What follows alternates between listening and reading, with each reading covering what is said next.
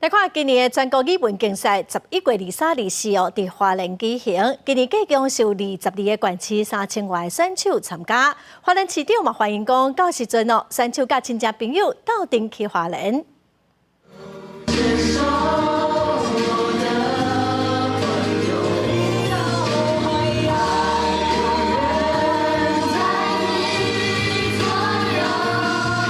穿无工作裙的衫，同齐伫台顶唱歌，展现台湾多元的文化甲语言。一年一届的全国语文竞赛，11月23、24特别伫花莲起鼓啊！这届总共吸引22县市3000外选手来参加。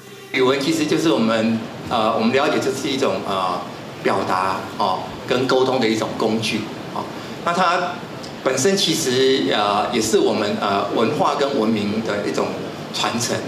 每一种语文都是我们国家非常珍贵的一个资产。这几档语文竞赛有增加正形式的演说，也伫2022年开始举办特色剧场的竞赛。全国语文竞赛筹备委员也表示，特色剧场比赛扩大虽然是试办，不过这2档成果袂歹，后续可能会变做是正式的比赛项目。希望透过竞赛，互愈来愈多人斗阵对生活当中讲家己的母语。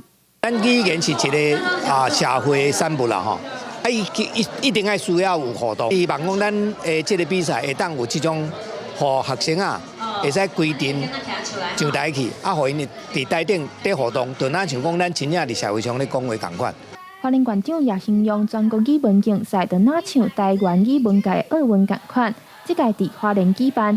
也若因为花莲自4月初3大地震了后，观光经济甲交通拢受到真严重的影响。花莲县政府观光处表示讲，到时阵比赛，预估逐工会吸引1万外的外地人去到花莲行打。县府希望透过这届比赛的机会，或者全国的选手甚至是亲戚朋友做伙行入花莲，除了为选手加油，也同齐来感受花莲的文化底蕴甲自然风景的水。记者张家嘅曾振佑台北报道。